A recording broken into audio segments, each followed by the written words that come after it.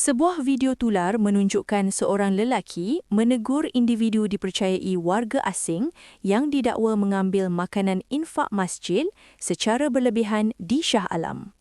Individu berkenaan mendakwa makanan itu milik rakannya yang turut hadir ke masjid.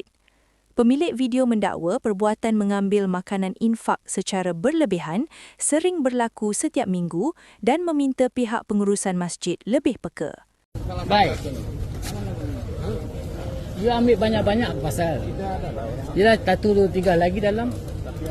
You mana boleh tu macam. Ini orang sedekah punya tahu. Tak boleh tu macam.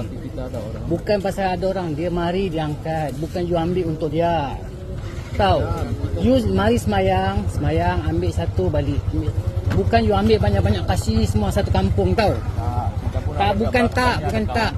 Kawan mari ambil lah. Ada ambil dia simpan. Apalah you orang ni. Hayo. You ingat apa? Ini orang baris semua bagi sama you orang saja.